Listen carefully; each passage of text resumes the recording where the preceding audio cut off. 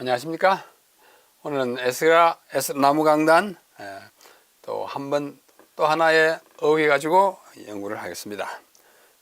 우리 앞에서 누차 이야기한 것처럼 이 성경의 어휘를 연구하는 목적은 단어의 성경적인 의미를 파악해서 본문을 잘 이해하고 올바른 신학을 수립하기 위한 것입니다. 오늘은 9번째 제목으로 연옥은 어떤 곳이며 실제로 존재하는가. 우리 바로 앞에 8번에서 우리는 지옥에 대해서 공부했습니다.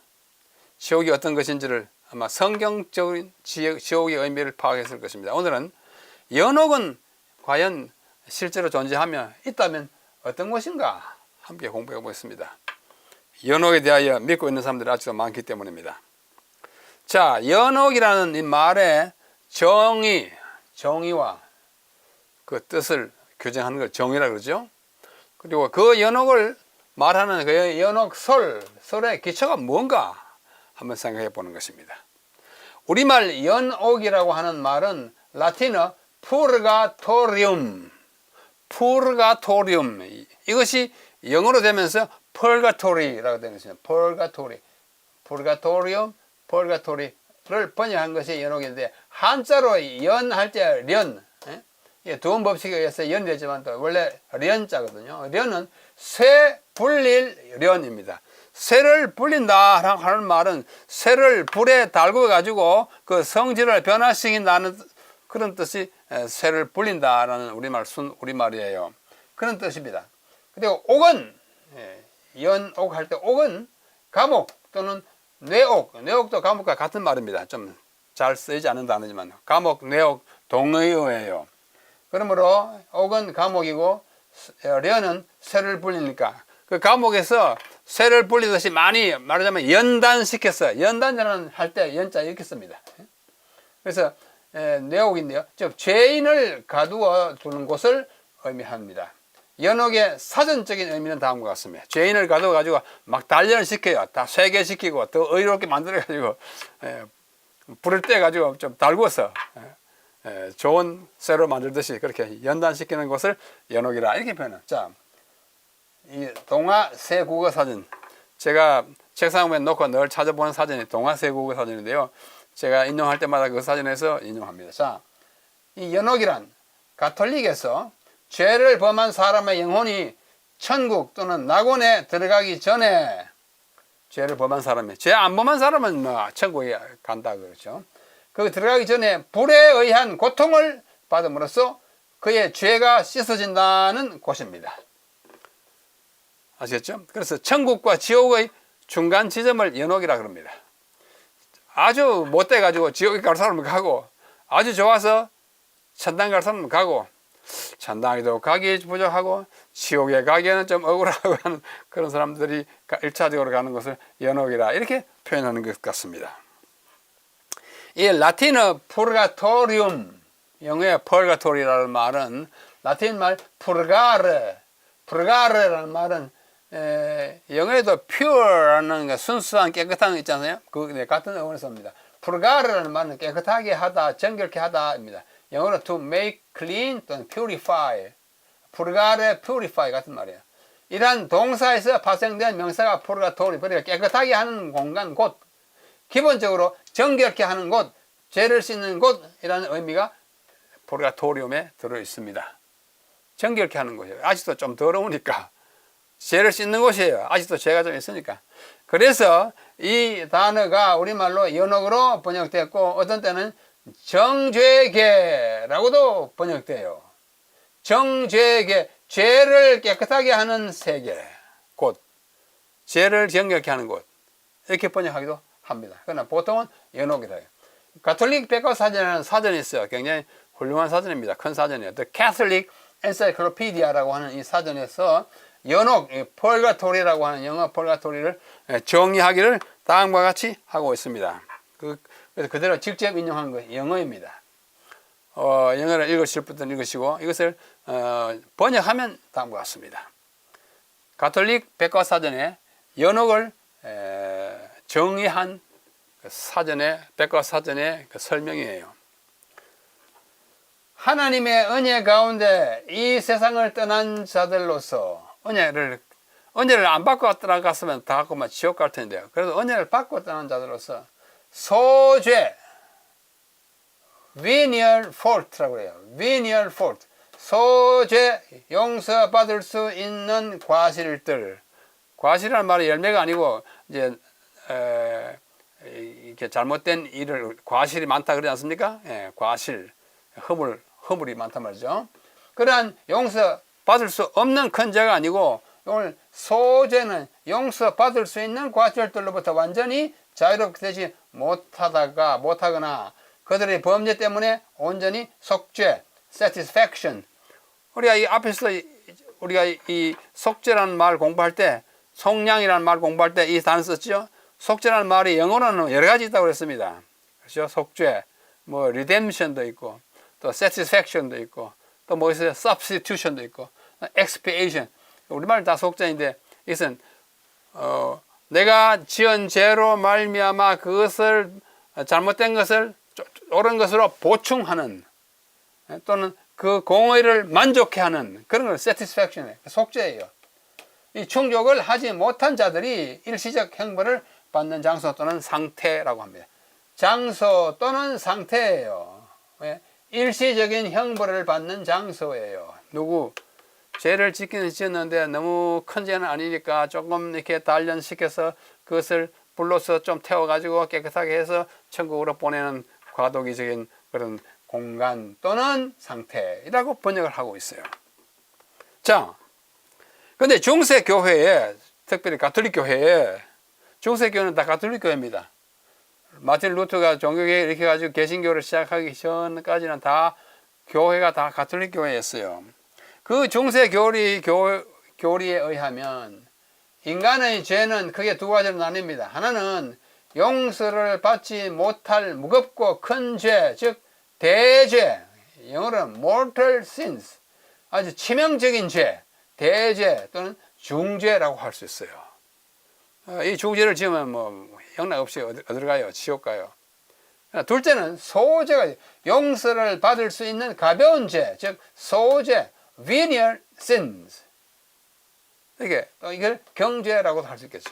중죄, 경죄, 대죄, 소죄, mortal sins, venial sins 이렇게 구분했습니다. 뭐 개신교에서는 이렇게 구분하지 않아요. 죄는 다 똑같이 죄죠. 이 중에서 이 두 개 중에서 대죄를 범한 자들은 죽어서 지옥으로 가고 뭐 다른 희망의 길이 없어요. 소죄를 venial sin을 지은 자들은 연옥으로 가서 그죠? 연옥을 일단 갑니다. 가면 이 세상에서 의롭고 선하게 산 사람들은 천국 또는 낙원으로 간다. 세 부분을 나눴습니다. 지옥 갈 사람 대죄, 연옥 갈 사람 소죄, 천국이나 낙원으로 갈 사람은 뭐요? 무죄. 대죄, 소죄, 무죄로 나눠서 각각 행방이 달라졌어요. 그런데 소죄를 지은 사람들이 가는 연옥에서 천국으로, 낙원으로 갈 기회가 있다고 생각하는 사람들이 바로 이 연옥설을 주장하는 사람들입니다. 사람들이 죽으면 그들의 영혼이 즉시로 천국, 연옥, 지옥 중에서 한 곳으로 간다는 교리입니다. 성경이 그렇게 가르칩니까? 그렇게 가르치지 않습니다. 자, 이와 같은 연옥설은 그 기초를 다음과 같은 것에서 잡고 있습니다. 첫째, 이른바 영혼불멸설. 영혼은 절대로 죽지 않고 사람이 몸이 죽으면 영혼이 몸에서 벗어나가지고 뭐 천국 가든 지옥 가든 한다 하는 영혼불멸설에 기초한 것입니다. 영혼불멸설은 나중에 우리가 한번 여기서 공부하겠습니다만은 영혼불멸설은 성경적 가르침이 아니라 이방에서 들어온 헬라 사상에서 연유된 것입니다. 성경은 말하기를 사람이 죽으면 아무것도 모른다. 사랑도 없고 미움도 없고 아는 것도 없고 그냥 스톱. 육신을 떠난 영혼은 없습니다. 육신과 함께 우리 영적인 또는 지적인 능력을 갖고 있지만 사람이 죽으면 그것은 다 소멸되고 하나님이 가져가 버리고 없어져요. 따로 나가가지고 뭐 우리에게 무슨 영향을 끼쳐 그런 거 성경은 가르치지 않습니다. 바로 그 영혼 불멸설에 기초한 것이 연옥설이에요. 다시 말해서 사람이 죽으면 시체, 즉 육신에서 분리된 영혼이 그 세 곳 중에 한 곳으로, 세 곳이라는 천국, 연옥, 지옥 중에 한 곳으로 간다고 하는 이러한 영혼 불멸설이 그 기초 중에 하나입니다. 둘째, 그 연옥설이라고 하는 교리는 사람이 죽은 후에도 그들의 영원한 운명을 바꿀 수 있는 기회가 있다는 가정에 근거한 것입니다. 연옥에 간다면 거기서 또 어떻게 잘하면 천당에 갈 수 있다. 죽은 다음에도 자기의 영원한 운명을 바꿀 수 있다. 기회가 있다고 하는 그 가정에 근거한 것입니다. 대죄를 범하여 지옥불에 떨어진 영혼들은 영원한 고통 중에 살아가지만 또 영원한 고통 중에 살아가는 것도 아니에요. 그렇죠? 그냥 멸할 때까지만 고통을 받는 것입니다.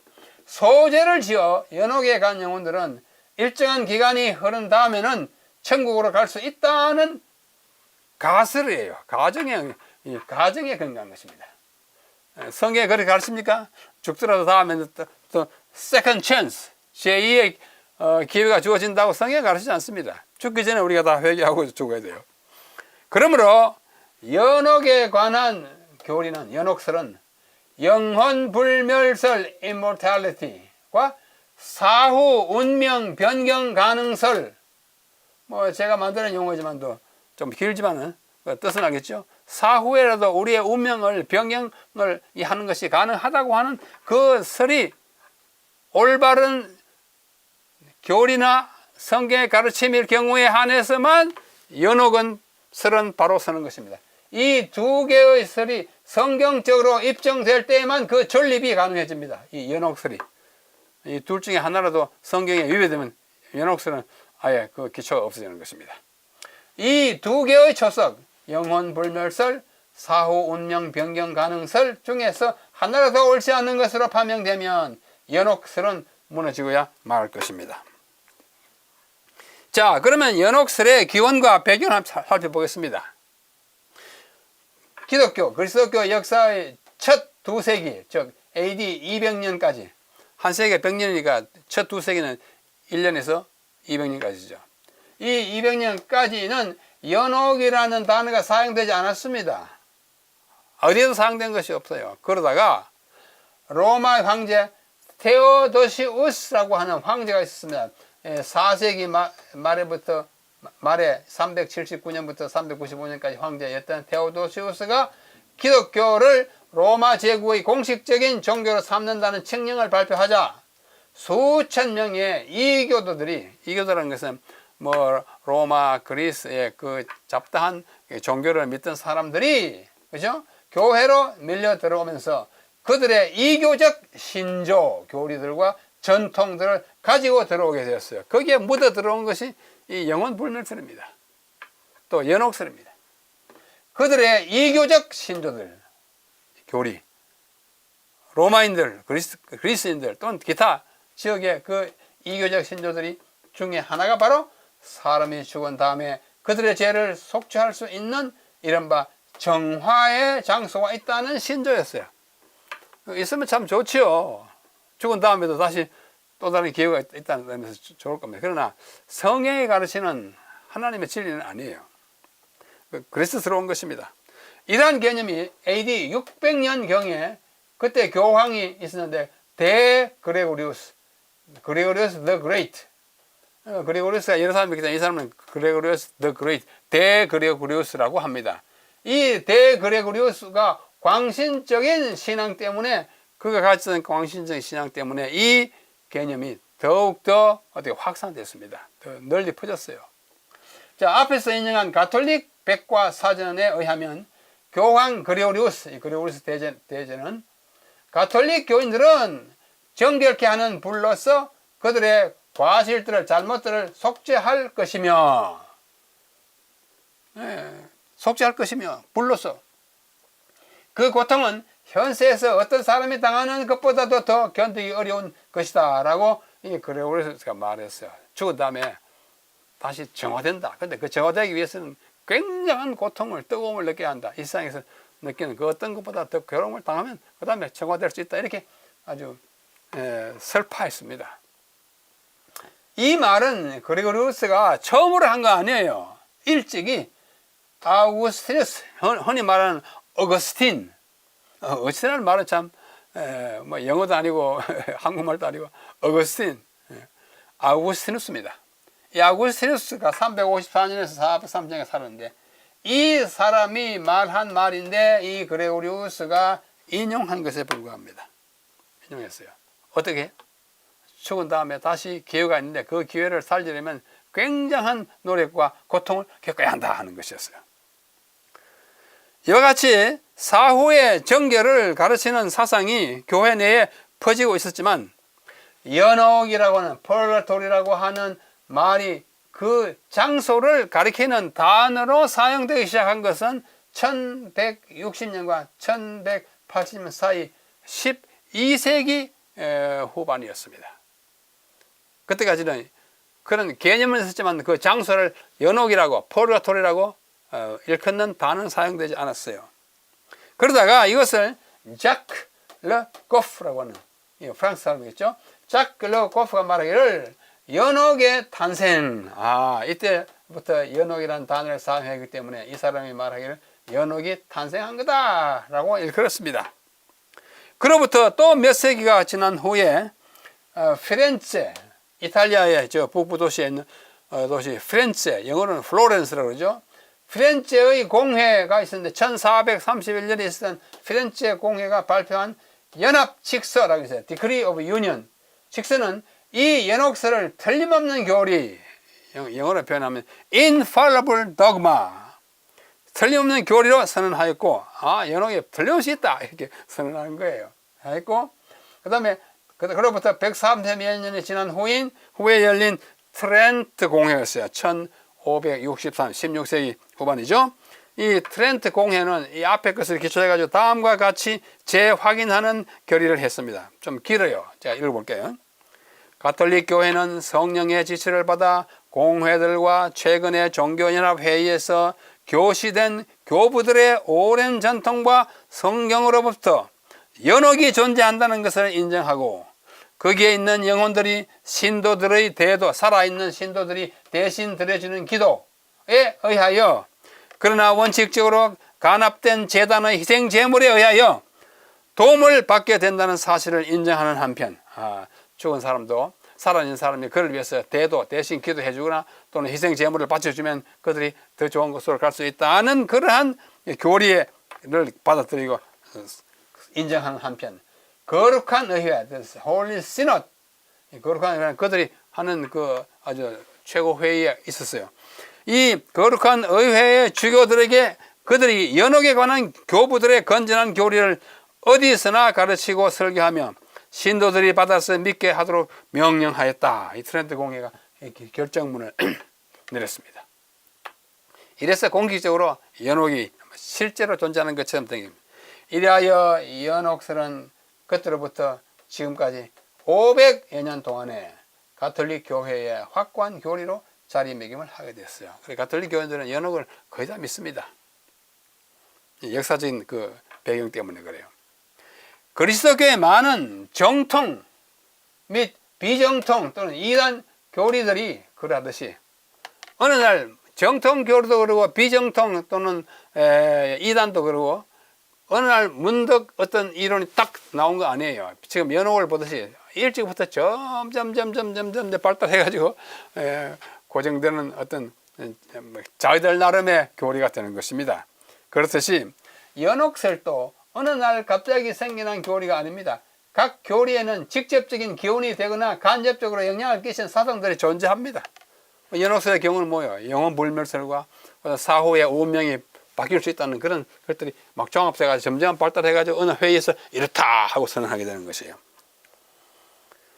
연옥설도 이 점에서 예외가 아닙니다. 연옥설의 연원, 기원, 근원으로 거론되는 것은 예수께서 이 땅에 오시기 전부터 유대인들 사이에 시행되고 있던 관행, 즉 죽은 자들을 돌봐주고 그들을 위해 기도해주는 일이 유대인들 사이에 있었어요. 자기 가족이나 친구가 죽었을 때 안타까워가지고 그들을 위해서 기도해 주는 것입니다. 좋은 일이에요. 그러나 그것이 효험 있는 일인가? 죽은 사람들이 지옥 갈 것인데 내가 기도의 점으로 천국 갈 것인가? 그렇지 않잖아요. 인간적인 연민에서 동정에서 하는 그 일을 교리화하는 것은 성경에 맞지 않다고 생각합니다. 그런데 가톨릭 교회에서 연옥설을 주장하는 근거를 이것으로 보는 학자들이 많아요. 예수님 오시기 전에 유대인들이 자기의 죽은 자들을 가족을 위해서 기도해주고 뭐 예배 드려주고 하는 이런, 우리 기독교에서도 죽은 자들을 위해서 추모 예배, 추도 예배를 드립니다만 그것은 그들의 천국 가게 하도록 하는 거 아닙니다. 살아있는 자들을 위로하고 또 죽은 자들이 살아있을 동안에 우리에게 끼친 덕스러운 것을 생각하면서 감사하는 그런 마음이지, 그가 지금은 지옥에 있지만 연옥에 있지만 천국 가게 해주십시오 한다고 가는 거 아니잖아요. 그거 아니에요. 가톨릭 교회가 연옥설을 주장하는 근거를 바로 여기서 삼고 학자들이 있어요. 죽은 자들을 위해 기도해 주는 것은 살아있는 자들이 죽은 자들을 돕는 방법이라고 그들이 주장했어요. 이 집에 죽은 사람이 있습니까? 있으면 어떻게 해요? 그를 위해서 기도하고 희생제물을 많이 드리십시오. 예물을 많이 드리십시오. 이런 이제 사상이 되는 것입니다. 그 다음으로 연옥설이 의지하는 것은 초기 교회로부터 내려오는 전통 또는 전성입니다. 그 전성은 교부들이 만든 거예요. 특별히 예를 들면 오리게네스, 흔히 오리겐이라고 하는 오리게네스라고 하는 교부는 뭐라고 말하는 거 아니? 구원을 받을 사람은 납과 같은 죄악과 세속성을 태워 없애는 불을 통과하여 오직 순간만이 남게 됨으로써 구원받게 될 것이다. 납 그 정말 무겁고 뭐 다른 물건들을 상하게 하는 거잖아요. 죄와 같은 속성을 가지고 있어요. 이 납과 같은 그다음에 죄악, 세속성 이런 것들을 말갛게 태워 없애버리는 그런 고통을 겪어서 순간만이 남게 되었 함으로써 구원을 얻는다. 이렇게 오리게네스가 가르쳐요. 그러면 달려는 좋지만 우리가 죄악을 그런 식으로 없애가는 것이라고 하는 것은 성경에 잘 맞지 않는 것입니다. 그 다음에 밀라노, 이탈리아의 북서부 쪽에 있는 도시 있지 않습니까? 밀라노의 암브로시우스라고 하는 교부가 맞는 천국의 입구에서 이루어지는 일종의 불의 침례, Baptism of Fire, 불의 침례인데 모든 사람이 어떻게 해요? 세상 끝에 이곳을 통과해야만 천국에 갈 수 있다. 그렇게 말했어요. 그래서 이와 같은 지엽적이고 좀 사사로운 언급을 과도하게 의존함으로써 가톨릭 교회의 연옥설의 배경으로 생각하는 이들도 있습니다. 이건 뭐지나 우리가 좀 불 같은 시험을 통과해야 된다 뭐 이렇게 하는데 그야말로 불을 통과해야 되는구나. 연옥에서 막 우리가 막 어떻게요? 고통을 당하고 해야 되는구나. 이렇게 교리화하는 것은 문제가 있습니다. 자, 연옥설은 죄인들이 불을 통과하는 고통과 깊이 연관되어 있습니다. 지금까지 말한 사람들 다 불 통과했다고 그랬어요.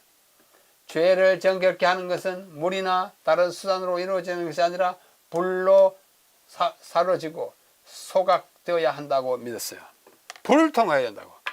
그래서 연옥의 연자 그 앞에 불화잖아요. 불화. 연옥.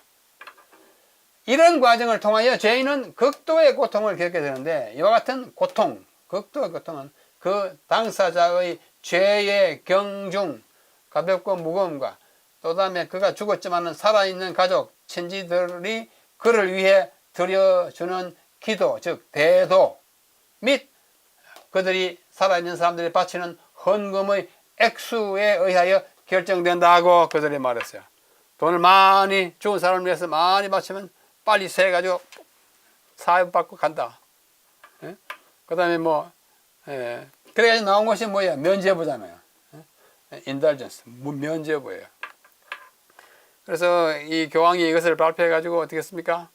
많은 사람들을 가지고 죽은 사람들을 위해서 막 바치고 많이 바치면 빨리 간다니까. 그렇게 동전을 그 통에다 떨어뜨리면 땡 하는 소리가 나는 동시에 연옥에 있던 영혼이 하늘로 올라간다. 이런 식으로 가르쳤어요. 지금 생각하면 참 어처구니 없지만 그 당시에는 그걸 또 믿고 그렇게 했습니다. 그렇게 돈을 많이 벌어서 이제 그 성당을 짓지 않았습니까? 그래 연옥을 이용해 가지고 그 성전을 건축하려는 자금을 마련한 거예요. 좀 참 우리가 생각하기에 좀 용납이 잘 안 되는 것이죠.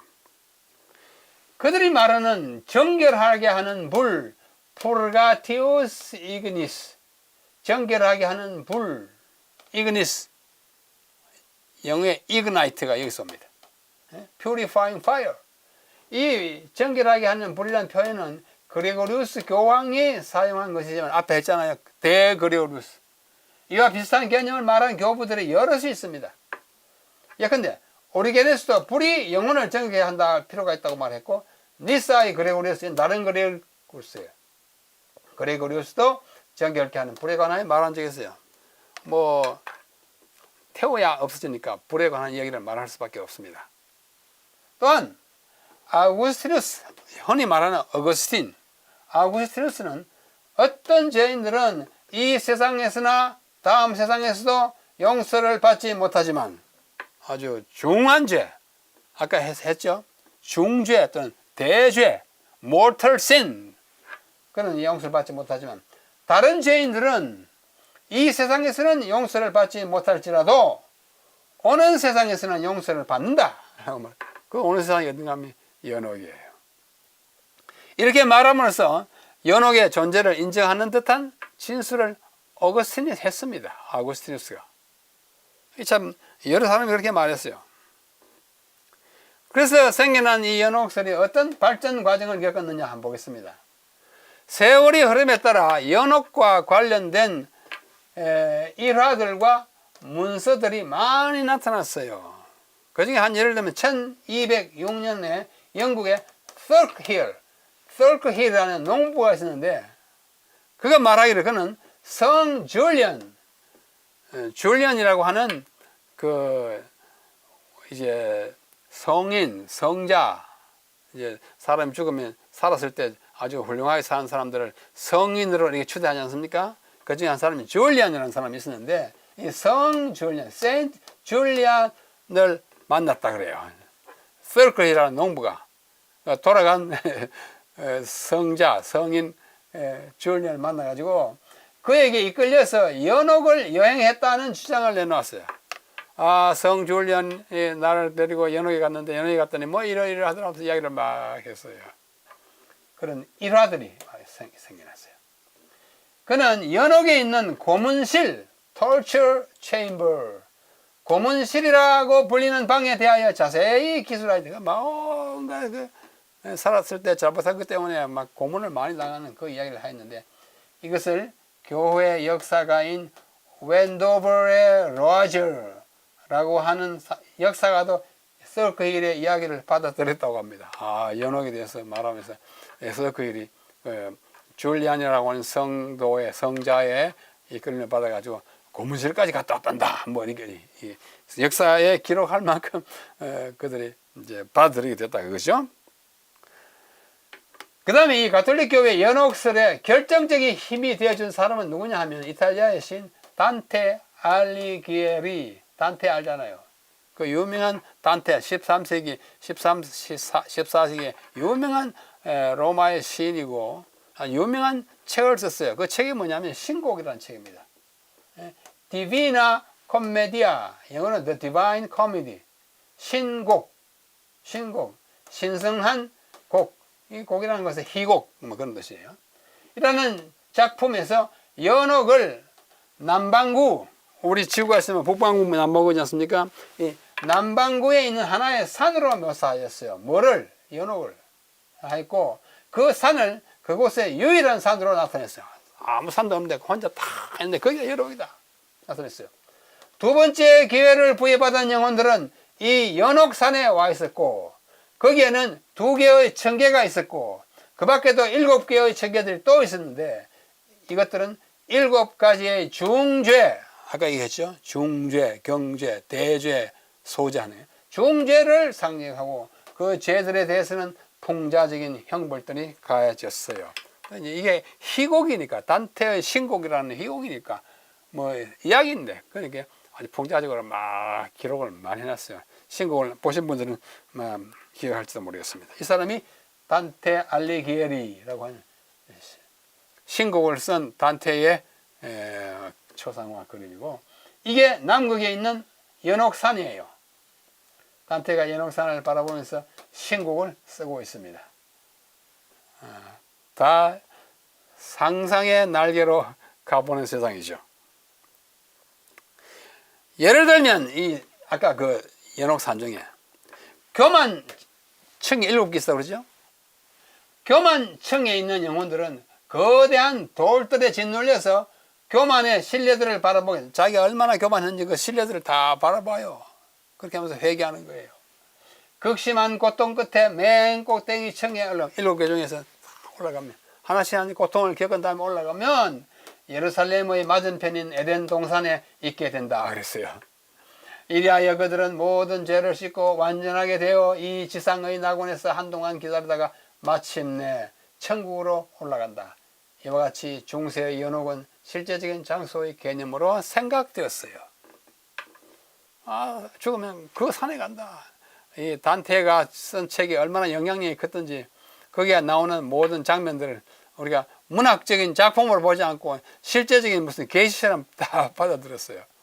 그래서 천주교의 연옥선을 더욱 강화하는 계기를 마련해 주었습니다. 그러나 세월이 흐름에 따라 연옥은 장소의 개념보다는 상태의 개념으로 간주하게 되었어요. 1999년에 교황 요한 바오로 2세, 여러분 기억하시죠? 요한 바오로 2세는 연옥에 대하여 말하면서 그 용어, 연옥이라는 용어는 장소를 가리키는 것이 아니라 존재의 상태를 가리킨다. 뭐 장소에 어디 가는 게 아니라 마음의 상태, 뭐 그런 것을 말한다. 그렇게 완화시켰습니다. 그죠? 영어로 하면 the term does not indicate the place, but a condition of existence. 존재의 상태를 가리키는 말이다. 라고 분명히 말했어요. 이것은 연옥이 물리적인 위치 또는 장소가 아니라 정신적인 상태, 뭐 그런 존재의 상태로 말하는 계기가 되었습니다. 그러다가 2011년, 지금 금년이 2022년이니까 11년 전이죠. 11년 바로 이전 교황, 지금 뭐 교황 말고 바로 이전에 독일인 교황 있었어요. 베네딕토 16세.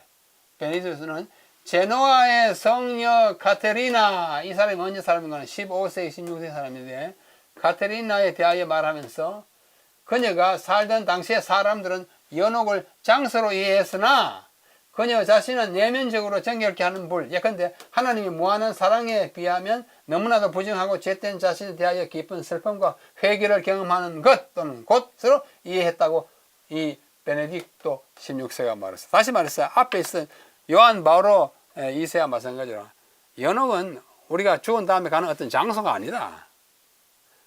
마음의 상태이다. 죽은 다음에 그 영혼의 겪는 경험을 말하는 상태이지 아니다 하는 것을 요한 바오로도 이야기하고 베네딕토 16세도 이야기하면서 다음과 같이 말했어요. 베네딕토 16세 한 말입니다. 이 16세기, 15세기, 16세기 때 성녀, 여자 성인 카테리나가 이제 있었는데 그에 대해서 말하면서 한 말이에요. 그분이 말하기를 우리는 또한 너무나 멀리 떨어져 있고 너무나 많은 것들로 가득 차 있어서 하나님을 볼 수가 없다. 그렇잖아요. 영혼은 하나님의 무한한 사랑과 완전한 의로움을 의식하고 영혼이 의식한다 그거예요. 따라서 우리는 이 사랑에 대하여 올바르고 완전한 방법으로 반응하지 못했으므로 고통을 당한다. 그리하여 하나님의 사랑 그 자체가 불꽃이 되고 사랑 그 자체가 죄인의 죄의 찌꺼기를 정결케 한다. 영적 상태를 말하는 것으로 바꿉니다. 단테는 장소를 말하는데 장소가 아니고 위치가 아니고 뭐요? 상태를 말하는 거예요. 우리가 죄를 지었기 때문에 하나님으로부터 멀리 떨어진 상태이다. 그래서 하나님의 사랑이 우리를 영혼을 다시 이제 뭐랄까 죄를 속각시켜서 어렵게 만든다 하는 그런 상태를 말하는 게 장소가 아니다. 이렇게 베네딕토도 이야기하는 것입니다. 이상과 같은 연옥에 대한 개념의 변화가 일어났어요. 가톨릭 교회 교리 문답 요람에도 다음과 같이 반영되어 있어요. 이 교리 문답입니다. 교리 문답 210번 연옥이란 무엇입니까? 물으면 배우는 사람이 연옥은 자신의 영원한 구원을 확신하지는 하지만 천국의 행복한 삶을 누리기 위해서는 아직도 정결함을 받을 필요가 있는 가운데 하나님과 우호적인 관계 속에서 죽는 자들의 상태입니다. 라고 state, 아까는 condition, 이게 앞에 해놨어요. 실제적인 어떤 장소가 아니다. 물리적인 장소가 아니라 상태를 말한다. 이렇게 말. 그다음에 연옥에서 정결함을 받고 있는 영혼들을 우리는 어떻게 도울 수 있습니까? 라고 물으면 교리 문답이니까, 예? 문답이니까 답은 이렇게. 아직은 이 세상에서 순례자로 살아가는 신도들은 성도의 교제로 인하여 우리가 서로 교제함으로 또 즉 죽은 자와의 교제도 포함해서 그들을 위하여 대신 기도를 드림으로 특히 성체성사를 통하여 그들이 하는 우리 성만찬 예식 같은 그런 걸 통하여 연옥에 있는 영혼들을 도와줄 수 있습니다. 그 밖에도 우리는 구제활동, almsgiving, 구제활동을 많이 하고 하면 우리 돌아가신 어머니 아버지를 위해서 내가 다른 사람에게 구제활동을 하고 또 면죄부와 고해성사를 통하여 그들을 도울 수 있습니다. 그들의 죄를 내가 대신 신부님에게 고해하고 그를 위해서 내가 돈을 많이 내고 교회를 돕는다든지 이렇게 함으로써 죽은 자들을 그렇게 도울 수 있습니다. 이렇게 말합니다. 현재의 그들의 교리 문답이에요. 자, 성경을 올바르게 이해하는 사람들은 전혀 다른 이해를 가지고 있지 않습니까? 자, 그 다음에는 연옥설의 성경적 근거를 어디서 보느냐? 성경적 근거. 그들이 성경적으로 근거를 세워야 이제 확실해질 거 아닙니까? 그래서 여기 마카베오 하 12장 38절 45절에 보면 마카베오 하는 구약의 말라기와 신약의 마태복음 사이에 한 시간적으로 약 400년의 공간이 있어요. 말라기는 BC 425년경에 활동했고 신약은 이제 침례 요한, 예수님, 그다음에 복음서 기자들 사이에 한 400여 년의 기간이 있는데 그 기간 동안을 우리는 신구약 또는 구약과 신약 중간사 시대라 말합니다. 중간사. 영어로 말하면 intertestamental period 이렇게 표현합니다. 그 중간사 시대에 많은 역사적 사건들이 일어났어요.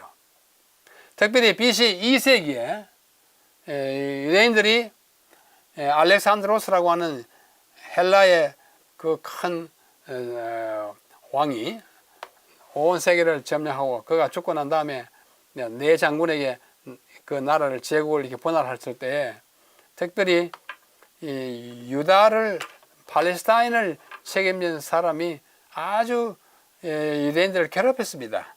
그 괴롭히는 그 기간이 참 길었어요. 그래서 그들이 독립운동을 일으키고 막 간신히 이렇게 해가지고 겨우 이제 종교의 자유를 얻게 되는 그 어려운 때에 그 유대인의 반항운동 또는 자기 나라를 도로 차지하겠다는 독립운동을 일으킨 제사장 가문이 있습니다. 그 가문이 그 이름이 하스몬 가문인데요. 하스몬 가문에 제사장이 하나 있었어요. 그 제사장 이름이 마타티우스입니다. 마타티우스인데 그가 독립운동을 일으키고 막 이제 헬라 군인들을 막 쫓아내고 막 난리를 쳤어요. 그러다가 그가 나이가 많아 죽습니다. 죽은 다음에 그의 아들이 5형제가 있었는데 그 중에 한 아들 이름이 유다입니다. 유다이고 유다는 이제 히브리식 이름이고 그게 다른 이름이 있는데 마카베우스라고 하는 이름입니다. 마카베오. 그 마카베오가 무진장 동서남북으로 막 활동을 해가지고 독립을 쟁취하고 예루살렘 성전을 회복하고 하는 그 역사가 기록된 책이 마카베오 상하예요. 그 마카베오 상하 중에 마카베오 하 12장 38절 45절 이와 같은 얘기가 나옵니다. 자, 연옥설의 근거를 성경에서 찾으려는 시도는 아직까지 성공하지 못하고 있어요. 성경에는 연옥이 없어요. 죽은 다음에 다시 천국 갈 수 있다. 없어요.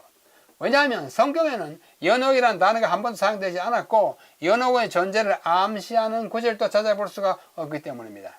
그런데 가톨릭 교회가 연옥설을 뒷받침하는 성구, 제가 성구라는 말을 이렇게 따옴표를 이렇게 해놨는데요.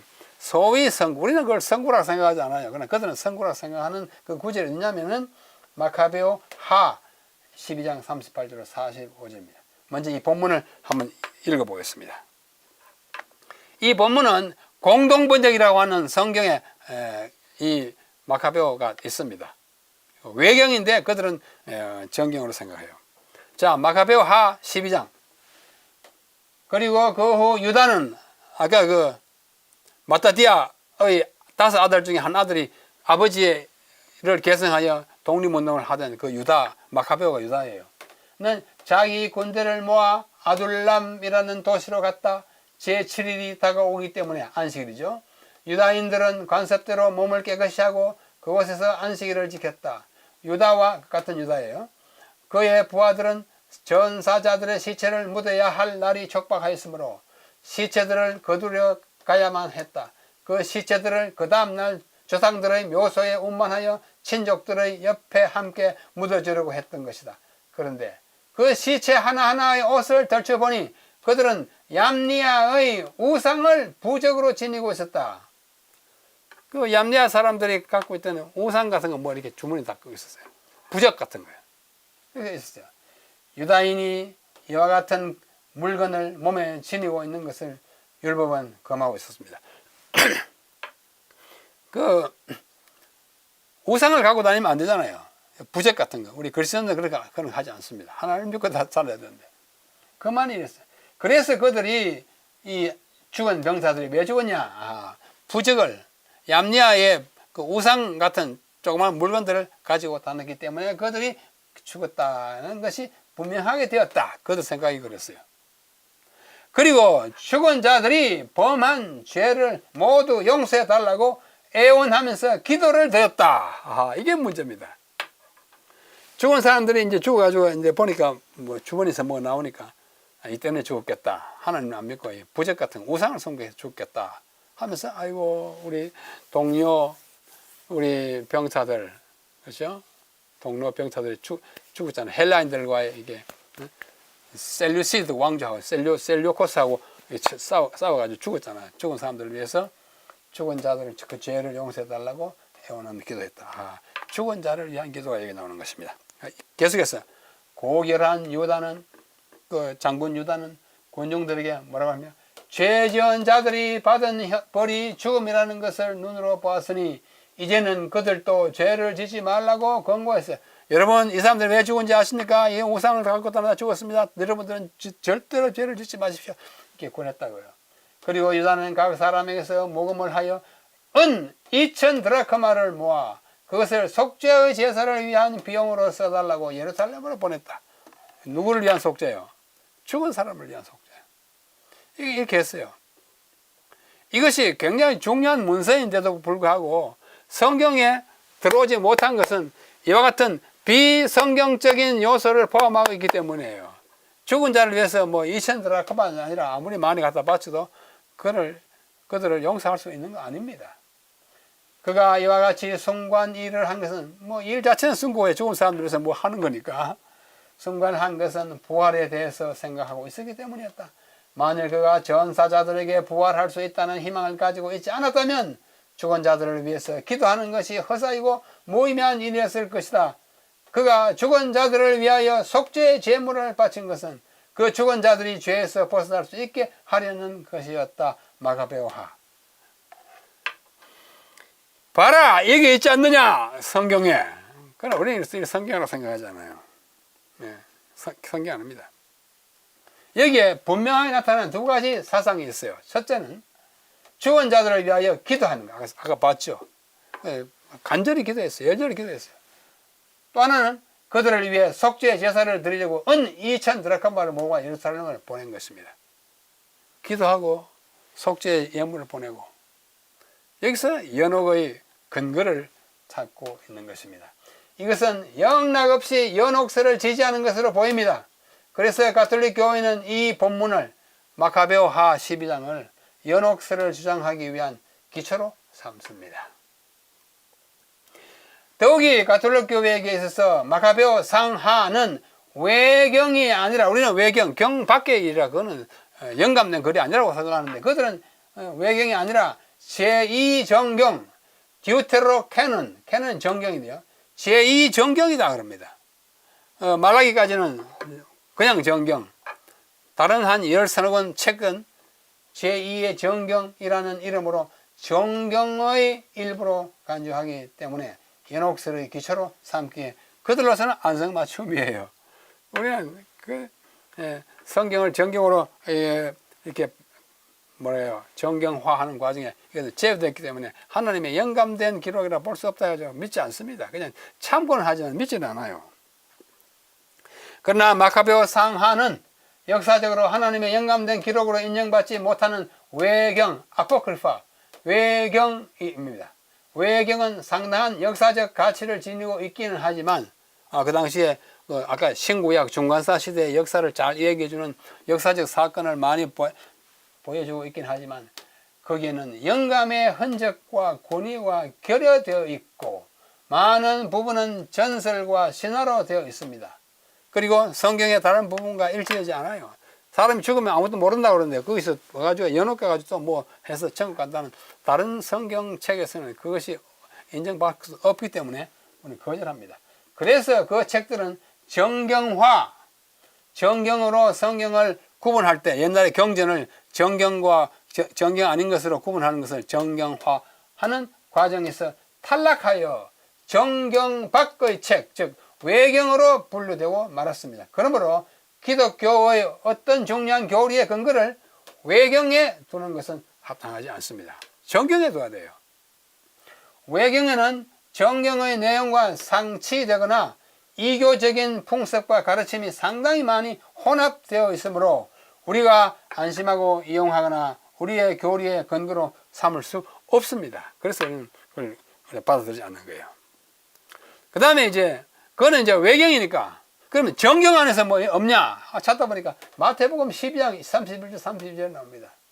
이 마카베오서 다음으로 연옥서의 성경적 근거로 그들이 애용하는 본문은 마태복음이에요. 마태복음 12장 31절 32절. 보십니다. 그러므로 내가 너에게 이르노니 사람의 모든 죄와 회방은 사심을 얻되 성령을 회방하는 것은 사함을 얻지 못하겠고 또 누구든지 말로 인자를 거역하면 사함을 얻되 누구든지 말로 성령을 거역하면 이 세상과 오는 세상에도 사함을 얻지 못하리라. 아하, 세상이 두 개 있구나. 이 세상하고 저 세상에 또 저 세상에 가서도 사함을 받을 수 있는 것처럼 보이는구나. 이렇게 이해하는 거예요. 이 세상, 오는 세상을 각각 현재의 세계와 미래의 세계로 이해하고 이 미래의 세계를 공간적인 개념의 연옥으로 해석하는 것이 가톨릭 교회의 그동안의 해석이었습니다. 그래서 그들은 예수께서도 연옥의 존재를 믿고 가르쳤다고 주장합니다. 봐라, 이 세상 저 세상 하지 않느냐, 그렇게 말합니다. 이런 이해를 부추기는 것은 그 단어들을 this world와 the world to come으로 번역한 제임스 왕역 때문이에요. 이 아이온을 일단은 세계로 이렇게 번역하기보다는 시대나 세대로 번역하는 것이 더 맞습니다. 다음 시대 언젠가 시대지 어떤 공간으로서 세계가 아니에요. 그죠? 그래서 제임스 왕역을 제외한 대부분의 영역본들, 가령 Revised Standard Version, New International Version, New American Standard Bible, 심지어 New King James Version도 월드를 쓰지 않고 그냥 age to come, 지금 시대와 다음 세대 이렇게 얘기하는 것입니다. 그래서 킹 제임스 버전이 월드라고 해가지고 공간이 세계라 있구나 이렇게 이해하는 빌미를 준 것입니다. 예수께서 이 본문에서 말씀하신 건 뭐예요? 성령을 거역하는 자는 현재뿐 아니라 영원한 미래에도 용서를 받지 못한다, 이런 뜻인데 이 세상, 다음 세상, 세계 이렇게 하는 것은 좀 어폐가 있습니다. 그 다음에 있는 것이 디모데후서 1장 16절 18절도 그들이 잘 인용해요. 죽어서 연옥에 가 있는 사람들을 위하여 기도해야 한다는 주장을 위하여 이 성경절을 인용하는데요. 그냥 성경절이 이렇게 되어 있어요. 원컨대 바울이 디모데에게 편지한 겁니다. 주께서 오네시모로의 집에 긍휼을 베푸시옵소서. 제가 나를 자주 욕하게 하였고 나의 사슬에 매인 것을 부끄러워하지 아니하였고 로마에 있을 때 나를 부지런히 찾아왔다. 그러니 오네시모로의 집에 어떻게 해요? 긍휼을 베풀어 달라고 디모데에게 쓴 편지 가운데 이렇게 말씀하셨어요. 오네시모로의 집에 긍휼을 베풀어라. 이 말을 오네시포로의 집의 말을 그의 유가족으로 이해한 거예요. 연옥서를 주장하는 사람들이. 아, 오네시포로는 죽었다. 남아있는 유가족들에게 복을 베풀어라. 이렇게 이해하는 거예요. 죽었다는 말이 어디 있어요? 없어요. 왜냐하면 바울이 그냥 오네시포로라 하지 않고 오네시포로의 집이라고 한 것은 그가 이미 죽었기 때문이라고 생각합니다. 그래서 비록 그가 죽었지만 바울은 그를 위해 축복하고 있으므로 죽은 자들을 위하여 기도하면 효과가 있을 뿐만 아니라 그들이 더 나은 곳으로 갈 수도 있고 뭐 이렇게 주장한 거예요. 다 온당하지 않습니다. 하지만 오네시포로의 집이라는 구절이 그가 이미 죽고 없음을 나타내는 것이라는 해석은 견강부회 억지로 갖다가 찍어 맞춘 거예요. 고린도전서 15장 16장 15절은 스데바나의 집은 그를 포함한 모든 가족을 가리키고 오네시포로의 집, 스데바나의 집, 또 사도행전 16장 15절 루디아의 집 다 침례받았지 않습니까? 그는 루디아가 죽은 거 아니에요. 그 집 모두예요. 또 사도행전 18장 8절에는 그 그리스도의 집도 이것과 동일하다며 누구누구의 집이라고 해가지고 그가 죽고 남아있는 유가족이 또 하는 것은 어불성설입니다. 그러므로 디모데후서 3장 1장 16에 18절 연옥에 있는 사람들을 위하여 기도하는 일과는 전혀 상관이 없는 것입니다. 자, 오늘 이 연옥은 성경에 없는 개념을 제가 좀 설명하기 때문에 좀 다른 때보다 한 2배로 길어진 것을 이해해 주시기 바랍니다. 요약합니다. 이상에서 살펴본 대로 천국과 지옥의 중간에 있는 공간 또는 상태로서의 연옥은 이 우주 내에 존재하지 않습니다. 없습니다. 성경에서 그 근거를 찾을 수도 없고 오직 이교적 또는 비성경적인 개념을 따릅니다. 중세의 교회는 연옥을 죽은 죄인이 천국에 들어가기 전에 거쳐가는 예비적 또는 과도기적 단계로 설정함으로써 신도들로 하여금 죽은 사람들을 위하여 미사를 드리거나 제물을 바치게 하였습니다. 또 좀 지나친 경우에는 면죄부를 사게 해가지고 연옥을 자금 조달의 방편으로 이용하기도 하였습니다. 다 옳지 않습니다. 연옥을 주장하는 사람들이 그 교리의 근거로 내세우는 마카베오하는 교리의 기초가 될 수 없고 외경입니다. 그런 본문에 의존하여 중요한 교리를 수립하는 것은 받을 수 없어요. 이러한 이유 때문에 유대교와 그리스도교의 거의 모든 교파들과 교인들은 연옥의 존재를 인정하지 않습니다. 그 밖에도 마태복음이라든지 또는 디모데후서라든지 이런 것들도 그 본문을 잘 읽어보면 연옥을 말하는 것이 아니에요. 이 본문들이 다른 의미를 가지고 확실하게 이해되는 것을 우리가 보면 이것을 연옥의 근거로 삼을 수가 없다는 사실. 연옥서를 뒷받침하기보다는 그것과 전혀 상관없는 본문들임을 알 수 있게 되는 것입니다. 자, 일부 교부들의 옛날에 교부들요 개인적인 진술과 이교의 사상을 기반으로 하여 생성된 이 연옥설이 오늘날에 와서는 신앙이 독실한 가톨릭 교인들과 학자들에 의해서도 배척을 당하고 있습니다. 연옥설은 한때 설에 불과합니다. 연옥 없습니다. 이런 연옥에 관하여 가장 구체적으로 기술한 사람이 단테예요. 단테 알레기에리 그 신곡이에요. 여기서 이 연옥은 13세기가 살던 시대에 연옥 개념이 그저 그의 개념, 그 당시의 개념이 성경의 개념 아닙니다. 결론적으로 연옥은 성경과는 아무 관계가 없는 개념이며 따라서 실제로 존재하는 공간이 아닙니다. 그러므로 이 교리를 아직도 믿고 있는 신도들과 교회들도 그것의 근원을 바로 이해한다면 그것을 버릴 것으로 저는 생각합니다. 뭐 다른 사람들이 믿는 걸 우리가 어찌할 수 없지만은 성경에 비추어서 이것이 그렇지 않다는 것을 좀 확정적으로 말씀드리기 위해서 오늘 조금 긴 시간을 할애해서 여러분과 함께 공부하였습니다. 자, 연옥은 어떤 곳이며 어떤 곳입니까? 개념이 잡혔을 것입니다. 실제로 존재하는가? 존재하지 않습니다. 한 시대에 일부 사람 또는 이교의 사상에 기초한 지나가는 학설에 불과한 것입니다. 그렇게 이해해 주시길 바라고 오늘 연옥에 대한 이야기를 여기서 마치겠습니다. 다음에 또 다른 제목으로 함께 공부하겠습니다. 안녕히 계십시오.